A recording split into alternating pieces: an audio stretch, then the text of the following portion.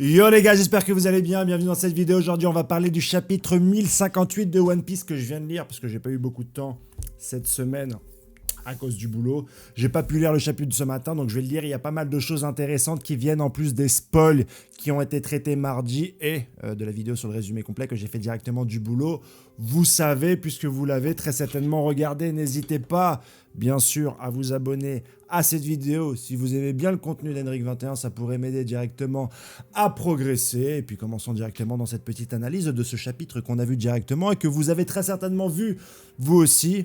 Chapitre qui se sépare en 3 grosses parties. On va commencer par la première, peut-être la moins intéressante, mais néanmoins utile.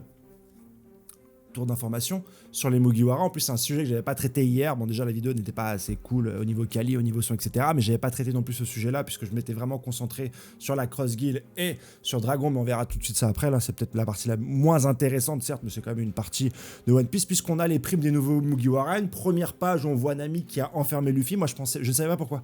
En regardant les spoils, j'avais pas compris pourquoi elle avait fait. Apparemment, c'est parce que Luffy aurait été dangereux lors de l'atterrissage du Vogue Mary sur les mers suite à la cascade de sortie de Wano Kuni.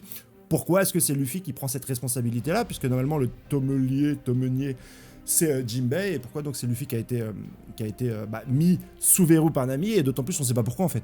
Ils n'avaient pas le choix, ils étaient obligés de passer par là. Et je sais pas s'il y avait un autre chemin, il me semble pas.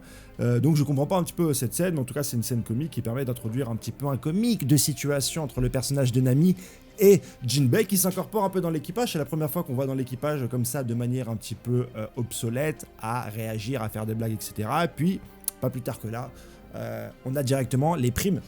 Et ce qui m'a le plus étonné dans cette page-là, c'est qu'on nomme l'équipage du film maintenant les commandants. Ah bon, on rentre vraiment dans la haute sphère de la piraterie. Luffy est un Yonko, ça on le sait maintenant depuis quelques semaines. Mais voilà, cet homme qui est à la tête d'une flotte, d'une armada de 5600 personnes, a maintenant 9 commandants. Tu vois directement la liste, hein, j'ai pas retenu toutes les primes, mais je crois que Chopper il a 1000 balles au lieu de 900. Après ça tourne autour de 300, Nami, Chopper et Franky 300, 380, un truc comme as. Nico Robin, je crois qu'il frôle le milliard ou pas, je me rappelle plus. Et le trio de tête, Sanji, Jinbei, Zoro, on en a parlé, hein, Zoro qui a 1 milliard 101 millions, Jinbei 1 milliard 100 millions, et je crois Sanji il a 1 milliard 36 millions, un truc comme ça, donc voilà, il est à la 4ème place, hein, comme je vous l'avais dit, chose que je craignais, notamment avec la présence du personnage de Yamato, mais en tout cas en termes de primes, c'est donné. Comme je l'ai dit, les primes, c'est plus méga important. Maintenant, c'est rédigé en une seule page. On va donner un petit peu les primes, mais voilà, c'est plus quelque chose de... C'est la suite logique. Il n'y a plus vraiment de surprise, c'est une suite logique. Je crois qu'il y a un nombre incalculable de youtubeurs qui a fait des prédictions sur les prochaines primes des Mugiwara. À mon avis, aucun d'eux ne s'est trompé, tellement c'était un petit peu prévisible dans le même ordre d'idée. Peut-être qu'ils n'ont pas le chiffre exactement, mais dans le même ordre d'idée, c'était assez logique. Donc c'est normal qu'on ait ces primes-là. Tant mieux pour ceux qui aiment les primes, j'ai toujours dit, voilà, prenez aussi ces choses-là, on peut avoir des avis différents. Moi, c'est vrai que les primes, j'en ai complètement rien à faire, mais voilà, si vous aimez les primes, il faut fêter ça, il faut vraiment noter dans les commentaires ce que vous en pensez. Il n'y a pas de souci à ce niveau-là. La partie la plus intéressante, et je pensais qu'on a vraiment passé cette partie sous silence, et je suis content qu'elle soit autant développée, parce que là aussi, il y avait des choses que j'avais mal compris. L'organisation, la fondation de la Cross Guild, qui fait suite au choix du gouvernement de se séparer des Shichibukai parce qu'il y a le SSG et que c'est une arme suffisamment puissante pour eux et qui est à l'origine de cette décision. Néanmoins, vu les primes qu'ils ont données à Mihawk et à Crocodile, t'as envie de dire que même si t'as une arme surpuissante, tu ne te prives pas de pirates pareils. Quelle est cette stratégie de la marine de se priver de Mihawk alors qu'il est dit directement que apparemment à l'épée il est plus puissant que Shanks. Bon, c'est dit de la part d'un marine, c'est dit de la part de Brennu. Les amateurs, les professionnels de l'analyse de force et de puissance dans One Piece vont très certainement, je dirais, prendre en considération que c'est une analyse qui est donnée par Brennu n'ayant pas de détecteur comme dans Dragon Ball Z, ce qui dit n'engage que lui. Mais comme c'est un manga dessiné par Eiichiro Oda, il y a quand même une ligne dans ce foutu manga qui dit bien que à l'épée, je dis bien à l'épée, Mihawk est plus puissant que Shanks, tout en sachant que les seules fois où on a vu Shanks, il se battait à l'épée. Tu avais déjà la réponse à cette question. Maintenant, Shanks utilise le haki, on sait que c'est un professionnel du haki, il y a énormément de données qui nous sont données dans le chapitre, dans le tome 4 milliards qui fait suite au film, que Shanks est capable de comprimer directement la gorge d'une personne à distance et donc de l'empêcher de respirer. il pourrait le faire à Mihawk, donc potentiellement il est plus puissant que Mihawk. Mais il y a quand même un doute par rapport à ce personnage, et ce qu'on peut en tirer en tout cas comme information, c'est que je suis content qu'on commence à donner du background à Mihawk.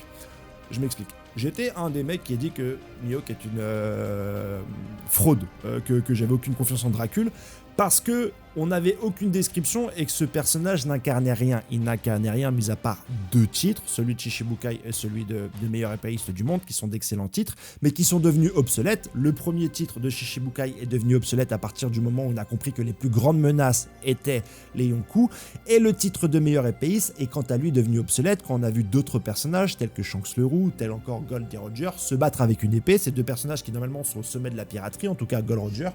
Shanks, il y a encore des doutes. Mais on s'est dit, attends, ton titre de meilleur épéiste, Mihawk, bah voilà, il est un peu à prendre avec des pincettes et à reprendre en considération face à d'autres illustres personnages qui se sont démarqués dans cet univers et qui pourtant possèdent également une épée. Beaucoup me disent, ouais, mais non, mais Mihawk, c'est un épéiste pur, machin, non. Je suis d'accord avec cette réflexion-là, mais dans un monde de piraterie où tu te bats et tu te donnes corps et âme, ton titre de meilleur épéiste doit être enlevé s'il y a quelqu'un avec une épée qui est plus fort que toi.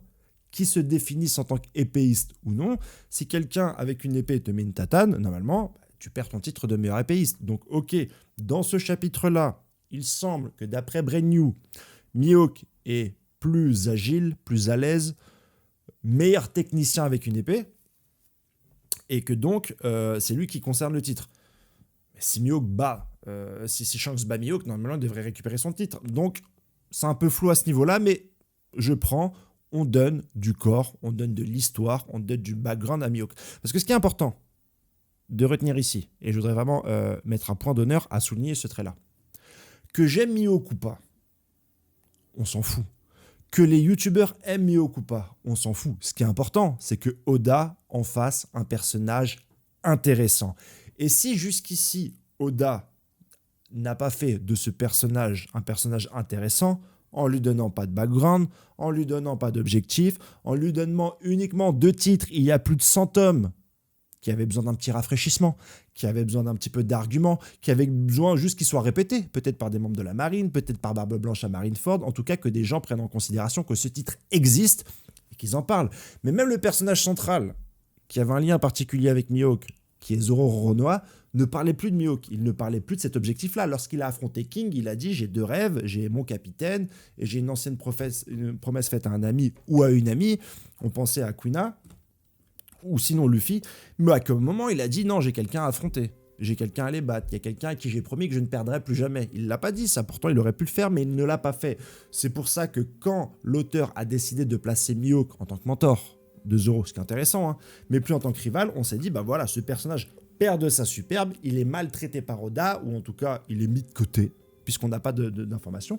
Et là, c'est plaisant que Oda se décide de lui reconstruire un background. Je prends, même si j'ai tort, même si j'ai pu critiquer Mihawk, on s'en fout, c'est pas grave, j'ai juste tort. Ce qui est important, c'est que ce soit un personnage intéressant. Et là où le bas blesse, et là où pour moi l'opération n'est pas finie, c'est que Mihawk se cantonne encore une fois à expliquer qu'il veut être tranquille et il le dit à la Cross Guild. Moi, de toute façon, je m'en fous, j'ai jamais cherché à être empereur, je veux juste être quelqu'un de tranquille.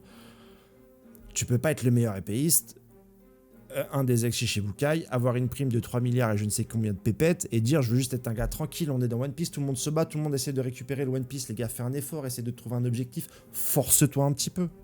Mets-y du tien, tu veux qu'on s'accroche à ta légende, tu veux qu'on s'accroche à ce que tu es, Dracul, mets-y du tien.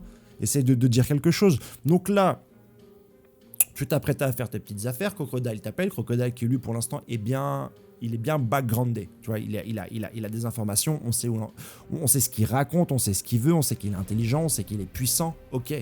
Il monte la Cross Guild. D'ailleurs, j'ai bien aimé sa relation avec le clown qui tourne autour d'une dette qui n'a pas été honorée. Crocodile vient rechercher sa dette et Baggy qui lui dit bah, attends, j'ai pas d'argent, mais je veux bien bosser avec toi. En plus, Crocodile a ce background parce que c'est lui qui a monté Baroque Works. Donc voilà, quand on apprend que Crocodile essaye de s'associer, on n'est pas étonné. Le personnage est bien construit, ça lui correspond, on n'est pas étonné. C'est d'ailleurs lui-même qui avait, il me semble, proposé à Doflamingo de s'allier, ou alors c'est Doflamingo qui lui a proposé, mais voilà, c'est les deux mafieux, chef d'organisation, stratège. C'est cool, ça va avec lui. Le fait est que Mihawk accepte, On le prend comme ça. Si c'est bénéfique pour le personnage, il n'y a aucun problème. Souci avec ça, vous vous en doutez bien, mais on le prend comme ça. Donc ça me va bien. Mais si t'as pas de but, pourquoi est-ce que tu acceptes intrinsèquement d'être avec Crocodile?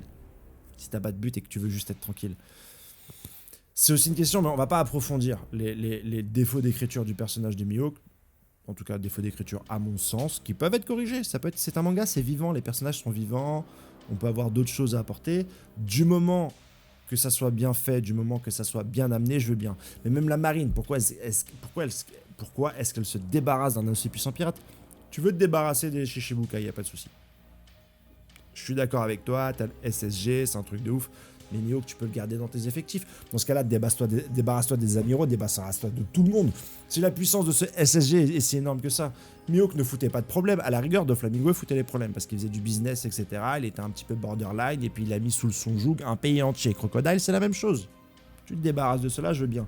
Mais des Shichibukai comme Mihawk, il se pointait jamais aux réunions, le mec. Il se pointait jamais aux réunions, il a rien demandé, il est sur une île avec des singes. T'aurais pu quand même, je sais pas, je pense, le garder à tes côtés. Bon, en tout cas, cette histoire est très plaisante. Elle est vraiment cool, elle est vraiment bien faite. J'ai envie de suivre les histoires de ces personnages. J'espère... quel est le but de cette organisation, je ne sais même pas. J'espère que c'est trouver le One Piece et j'espère qu'ils vont avoir un rôle. Cette Cross Guild, c'est l'association de personnages très emblématiques de One Piece mais qui n'avaient plus de rôle. Et à force de développer un nombre incalculable de personnages, eh ben, il se trouve qu'on a peut-être perdu de vue les objectifs de certains d'entre eux. Mélange de comiques, personnages badass, etc. Je valide à 300% cette histoire de Cross Guild. Le dernier point, aussi important à ce niveau-là, le traitement des révolutionnaires, qui ont un background intéressant. C'est les révolutionnaires, ce ne sont pas des pirates, c'est différent. T'as Dragon qui est un personnage très emblématique, qui est le héros, le père de notre héros, il n'y a pas de souci. Eux aussi manquaient cruellement d'objectifs. Alors ok, ils attaquent la marine, mais c'est ce que fait aussi un petit peu les pirates. De contenants, et on est très content que ça soit développé par Oda. Première scission entre ces personnages-là, Dragon le dit, malgré son attachement vers Sabo, qui est son second, s'il a tué le daron de Vivi, il ne pourra jamais lui pardonner. Le téléphone sonne. En même temps, Dragon pose la question à Kuma, qu'est-ce qui s'est passé? Et on va très certainement avoir la réponse de Sabo. Je prie pour que ça concerne Barbe Noire, pour que lui aussi soit mis sur cet échiquier géant et qu'il y ait un lien directement, un problème entre les révolutionnaires, Barbe Noire et la marine, parce qu'il faut forcément là un petit peu que les gens s'embrouillent entre eux. Là, il faut forcément un petit peu que la mayonnaise monte, j'ai envie de te dire. J'ai pas envie d'avoir encore un arc. En plus, Oda a dit qu'on va avoir que 3 ans pour la fin de One Piece, mais j'ai pas encore envie d'avoir un arc où Luffy et machin se promènent à Elbaf pendant 10 tomes et on se promène et trucs. Non, là c'est l'arc final. J'espère qu'on aura une magnifique pièce de théâtre avec en pulse des actions ici et là qu'on n'arrivera pas à observer et qui, in fine, avec toutes les résolutions une à une des intrigues, amèneront sur cette bataille finale. Amèneront les personnages à s'affronter entre eux. Amèneront Shanks le Roux à vouloir affronter ou Luffy, ou Barbe Noire, ou la marine, ou les révolutionnaires. Que chacun choisisse son camp. Ça serait énorme, ça serait bien fait. Pas de chapitre la semaine prochaine. Ce qui nous laissera amplement le temps de cogiter à tout ça avec un superbe cliffhanger sur cette information-là. Je pense qu'on aura la suite de cette information-là. Et bien sûr, on en parlera directement dans les vidéos qui suivront. Spoil, résumé complet, etc. Passe un excellent week-end, kiffe bien, profite, et je vous dis à la prochaine pour une nouvelle vidéo. Allez, ciao les potes!